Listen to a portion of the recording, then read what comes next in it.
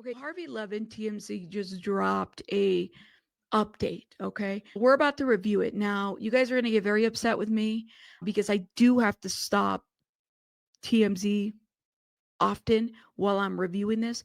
And part of it too is because sometimes Harvey has a way of speaking that I don't know, sometimes he talks with both sides of his mouth. I prefer to stop it every once in a while. If you want to watch the full one without my commentary, go watch it over there.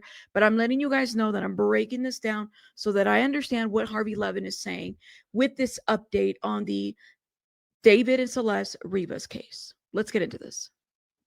I first saw this on Instagram, and the thing about TMZ, and if you're a person that screen records, downloads, or screenshots, you kind of have to do that with TMZ because they're very quick to edit things. When I first heard Harvey speak about this situation, he said Celeste's name wrong, the last name.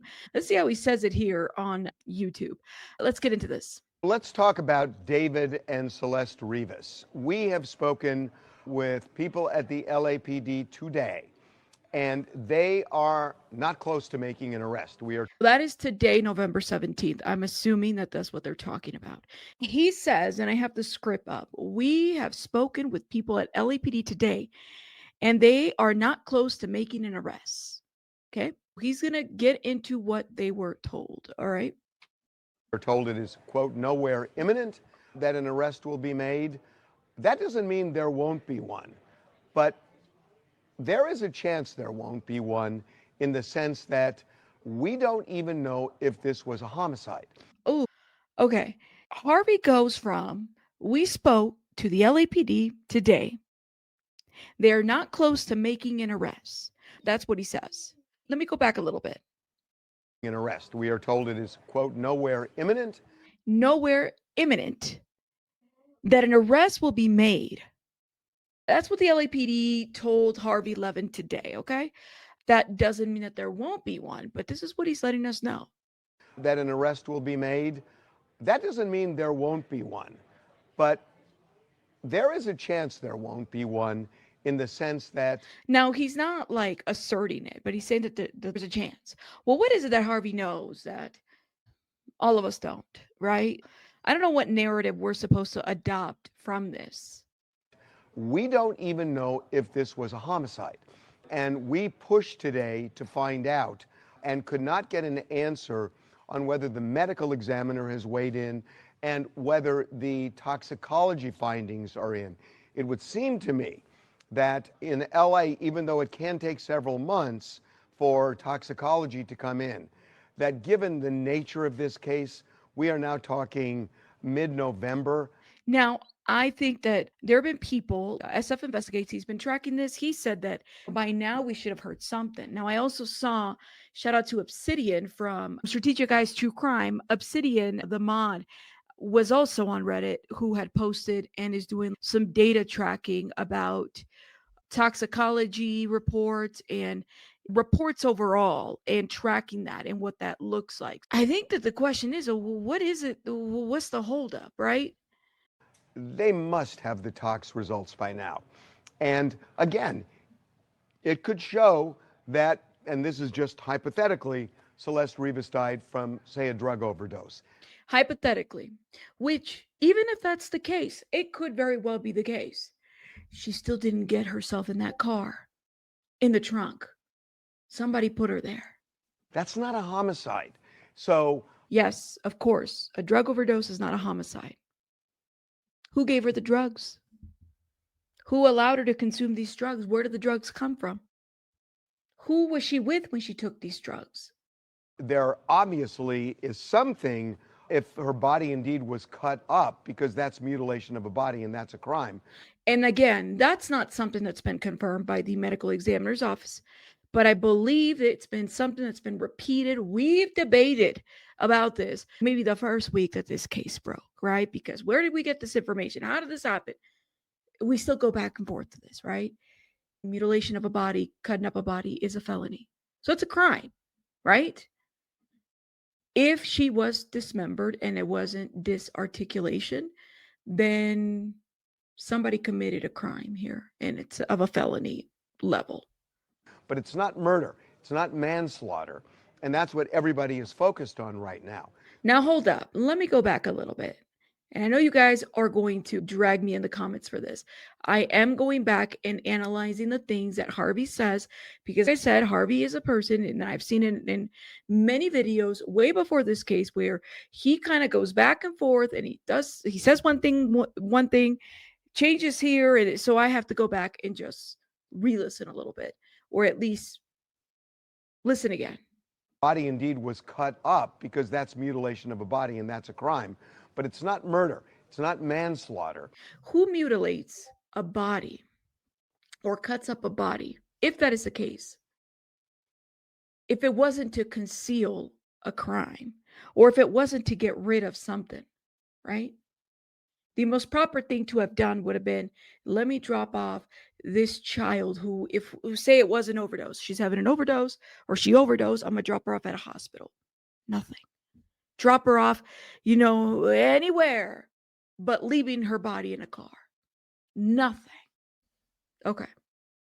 And that's what everybody is focused on right now. Does the LAPD have the goods to set their sights on an individual?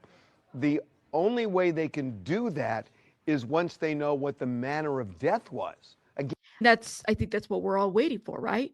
Because he's saying if it's an overdose, that's not a homicide, right? Mutilation of a body is that's a crime, but it's not murder to mutilate a body. Even though if you mutilate a body, it's because you're trying to potentially into some sadistic things or trying to get rid of evidence. That's what I would assume, right? And then he says it's not. Then he says it's not manslaughter, and this is where people are focused at, right? So then the question becomes, as he is asking it, Harvey, does the LAPD have the goods to set their sights on an individual? And the only way to know that is once they know what matter of death. Okay. So until we know how she died, we're really not going to know we're really not going to know anything at this point, right? again, if the manner of death was not foul play, there may well not be any kind of homicide here. Now, as disgusting as, in my opinion, I thought Nancy was when she described the fact that here you have a girl that was rotting away in the trunk of a Tesla, was that purposeful, right? Because they have yet to determine the matter of death. And if you can't determine the matter of death, then how do you say it's not foul play, right? And I know I'm like asking various questions as I'm analyzing some of this, but I have a lot of questions about the way in which he's presenting this information here, okay? And also, I also believe that he's also been in contact with David's attorney, D4VD's attorney. He's also very much been in contact. Him and Mark Garagos, when they did that overly disgruntled men podcast, they said a lot. They almost sounded like they had inside information, and I could believe it because I do believe that he does.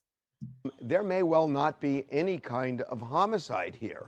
And we pushed, and we cannot get an answer that they're close to making an arrest, that they have a suspect. This makes absolutely no sense to me, and I'll tell you why, okay?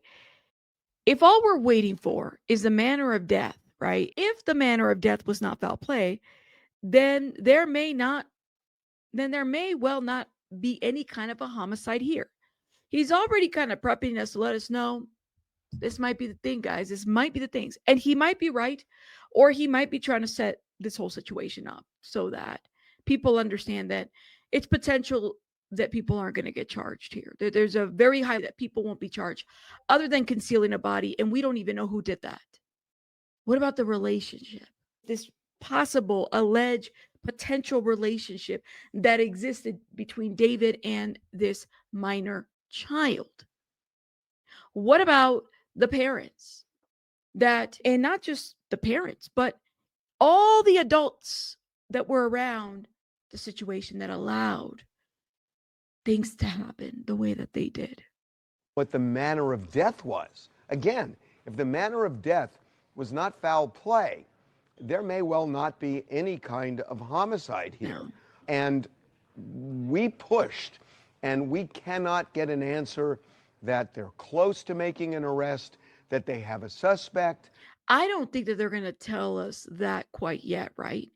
I saw on Reddit, and it even crossed my mind. I thought about it too, especially when SF said it's possible that the FBI is involved because of the interstate situation.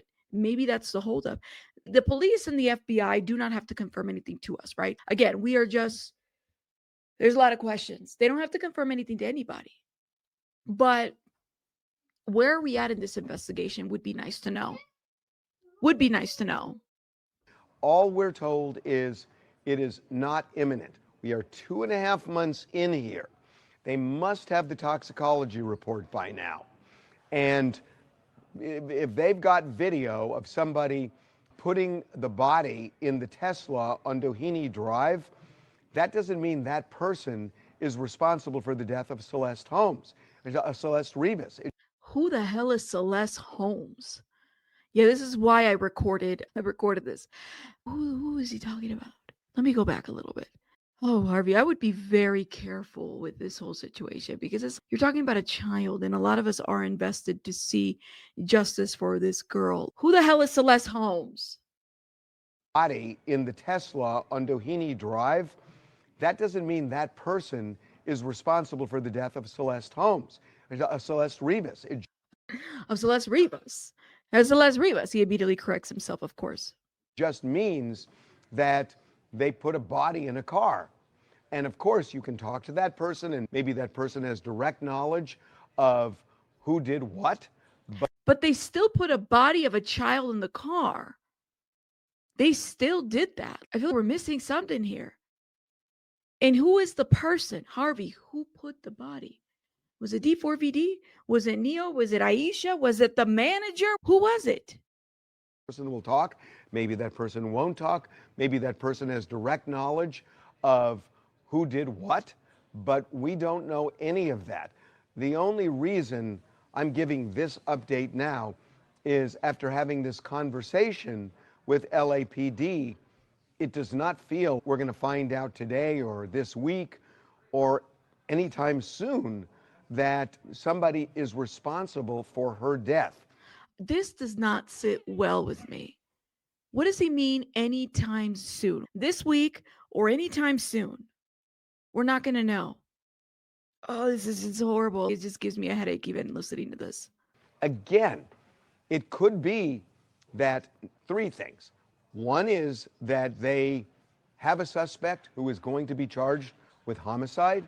Two, that they have determined that it wasn't a homicide at all.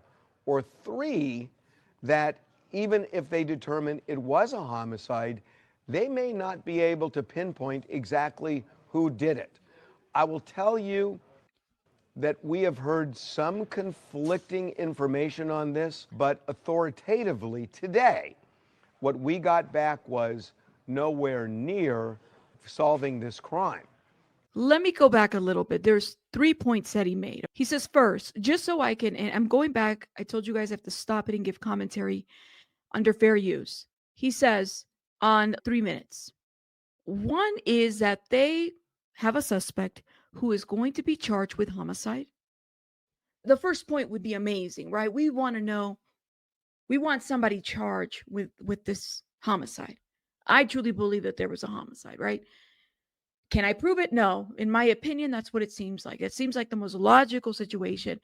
Whether she overdosed, whether somebody provided her a substance and she overdosed and then her body was placed in the car. Nobody rendered any aid to her. We don't know if she died at this house, died in another place, or died while she was in the car because she was there. We have no idea. We don't know who and what. He says, two, that they have determined that it wasn't a homicide at all. Two would be the worst of the situation for me. How did this happen? Two would be like the end all as far as there's no homicide, nothing could come out of this. Three, that even if they determine it was a homicide, they may not be able to pinpoint exactly who did it. Well, that's not right.